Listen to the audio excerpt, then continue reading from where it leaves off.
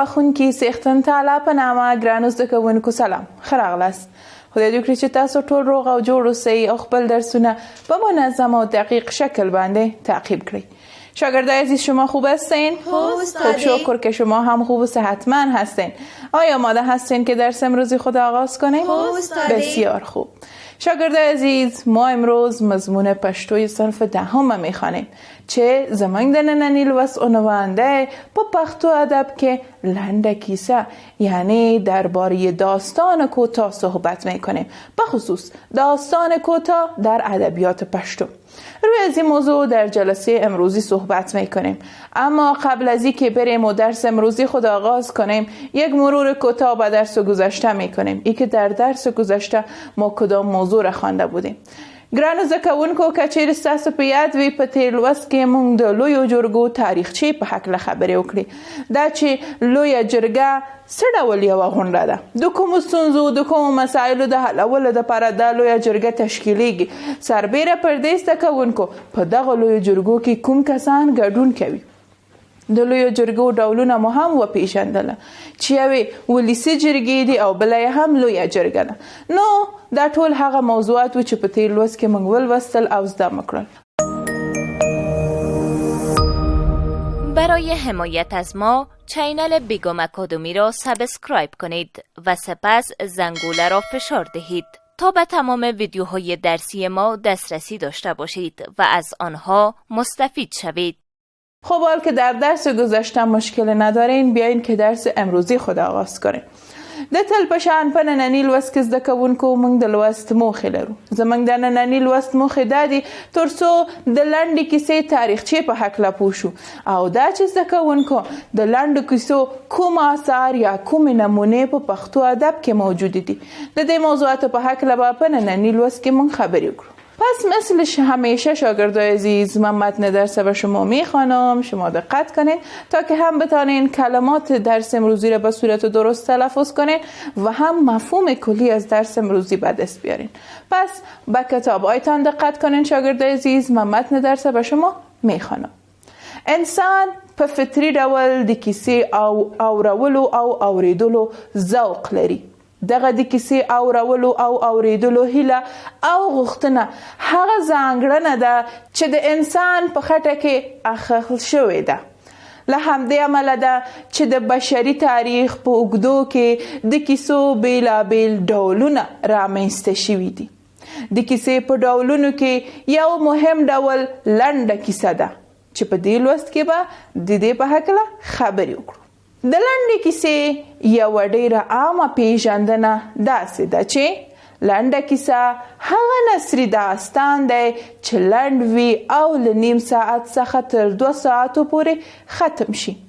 ځینې لیکوال بیا وایي چې لنډوالی د لنډې کیسې لپاره یوازینی شرط نه دی بلکې د دې ترڅنګ ځینې نورې ځانګړتیاوې هم لري او هغه دا چې منظمه او مشخصه طرحه لري، یو اصلي کرکټر پکې وي، لنډه وي، بې ضرورته خبرې پکې نه ځایږي او ټولې برخې یوه له بلې سره متقابلې اړیکې لري او یو اغیز خندي. لنډه کیسه د اوسنۍ پرمختللي عصر زیږنده او پیداوار ده. څومره چې بشري ټولنې له یوې ورځې څخه بلې ته په ذهني او مادي لحاظ د پرمختګ پړاوونه وهلي دي په هماغه اندازه د انسانانو ضرورتونه او مصروفیتونه هم زیات شوي دي. پرونی انسان چې ډیر وزګار وختونه او فرصتونه یې لرل نو شپې به یې د مینې او محبت په روماني کیسو او د جنګونو او ننګونو په حماسي کیسو سبا کولې او یا به یې د ښاپیریانو او دیوانو خیالي او مهمي اوږدې کیسې لوستلې او اوریدلې او هم به یې د کیسې اوریدنې تنده پرې خړوبوله. خو د اوسنۍ زمانې انسان د ژوندانه په بهیر کې د ډیرو بوختیاو له امله دا کار نشي کولی. نو څرنګه چې د کیسو یا پیښو اوریدنه او ځان خبرونه، لوستنه او ځان پرې پوهونه د انسان د ذهن فطري غوښتنه ده، له همدې امله د وخت په تیریدو او د حالاتو په بدلیدلو هغو اوږدو کیسو او داستانونو د اوسنۍ لنډې کیسې بڼه خپله کړه. څرنګه چې اوس لنډه کیسه د خلکو ډیره خوښیږي، یو ډیر ستر لامل یې د وخت د ضایع کېدو مخنیوی او سپما ده. دغه ډول کیسې لوستونکي یا اوریدونکي په لږ وخت کې لوستلی یا اوریدلی شي او ورڅخه د خوند، پند او انتباه دنده په ډیره اسانه او اغیزناکه توګه ترسره کېدلی شي. په اوسني معاصر مفهوم د لنډې کیسې لیکنې پیلامه د 19مې پیړۍ په لومړیو 2 لسیزو کې په اروپا کې پیل شوې او بیا نورې نړۍ ته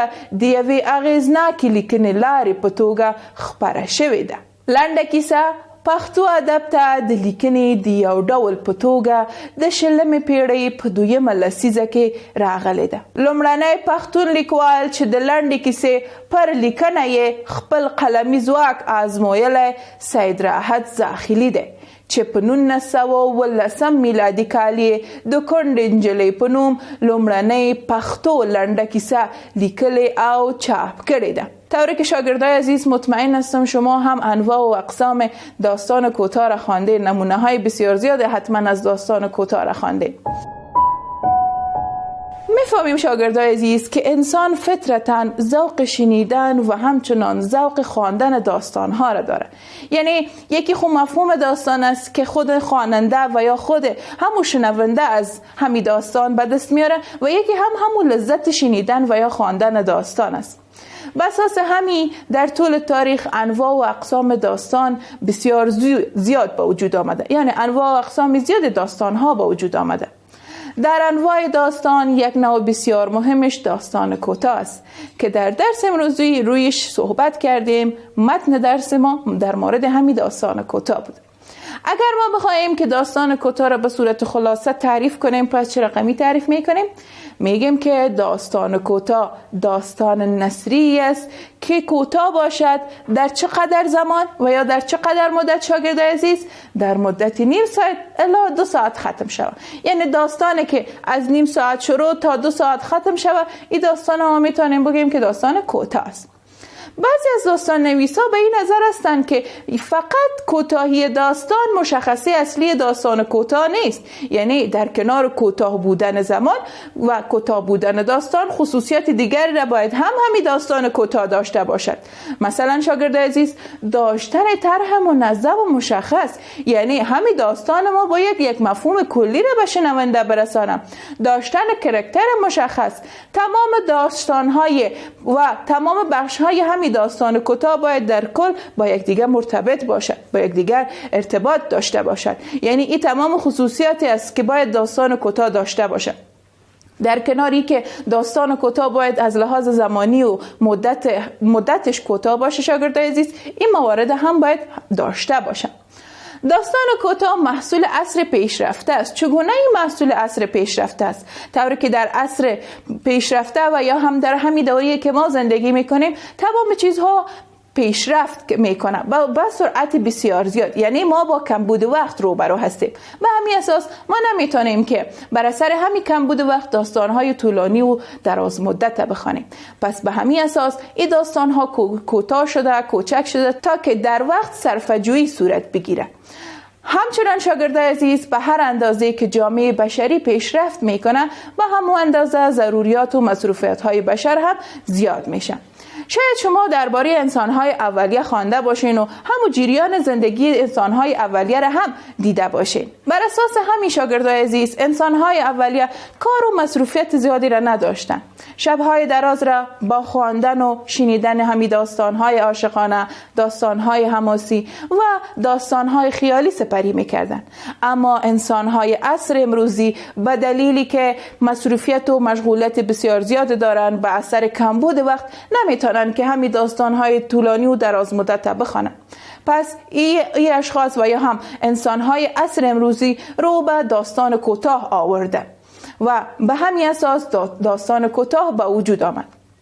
داستان کوتاه چه وقت و توسطی که به ادبیات پشتو راه پیدا کرد. داستان کوتاه به ادبیات پشتو به حیث یک نوشته راه پیدا کرده. اولین نویسنده زبان پشتو که داستان کوتاه را نوشت، یعنی یک نمونه از داستان کوتاه را نوشت، او کی بود؟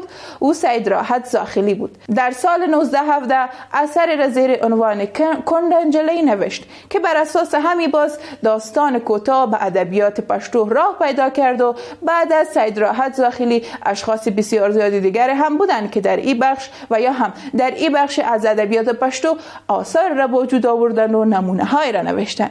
که دیگه کی ها بودن و کدام آثار را به وجود آوردن درباره ازی باز بخیر در جلسه آینده صحبت میکنیم. نو سکونکو په کلی شکل سره په نننی لوست کې موږ د لنډې کیسې په هکله خبرې وکړې. په دې پوه شلو چې لنډه کیسه څه ډول کیسه ده او سربیره پر دې زده کوونکو لنډه کیسه د لومړي ځل لپاره د چا لخوا د پښتو ادبیاتو ته لاره پیدا کړه. سید راحت زاخلی لخوا زده کوونکو چې سید راحت زاخلی په 1919 میلادي کال کې یو اثر ولیکل د کندنجلی تر عنوان لاندې دا لومړنۍ لیکنه و یا لومړنۍ لنډه کیسه و چې همدغه پښتو ادبیات ته لاره پیدا کړه. بیا وروسته له دې څخه نورو اشخاصو نورو لیکوالانو هم په دې برخه کې لیکنې وکړې. خب حال که سوال ندارین میایم و درس امروزی خود خلاصه میکنم. ای که به صورت کلی کدام موضوعات در درس امروزی ما خواندیم. ګرانو زده کوونکو په ننني لوست کې موږ د لنډې کیسې په هکله خبرې وکړې. دا چې لنډه کیسه څه ډول لیکنه ده، همدارنګه څه ډول پښتو ادبیات ته لاره پیدا کړه او د لومړي ځل لپاره د چا لخوا په پښتو ادبیاتو کې لنډه کیسه ولیکل شوه. این تمام موضوعاتی بود که در درس امروزی ما خواندیم و یاد گرفتیم. خب حال که شما سوال ندارین و موضوعات درس امروزی را هم به صورت درستش یاد گرفتین، میاییم به کارخانگی درس امروزی ما. ای که مثل همیشه در درس امروزی ما کارخانگی داریم. نزد کوونکو د ننني لوست کورنۍ دنده مو دا ده چې د لنډې کیسې د ارزښت په هکله یوه لنډه مقاله ولیکئ. دا چې لنډه کیسه څه شی ده، د کومو خصوصیاتو درلودونکې ده، دا ټول موضوعات خپل مقاله کې ولیکئ.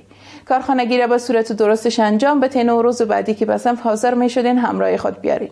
درس امروزی ما در همینجا به پایان میرسه با امیدی که موضوعات درس امروزی را به صورت درستش یاد گرفته باشین. قبل از آغاز درس بعدی وقفه کوتاه میگیریم.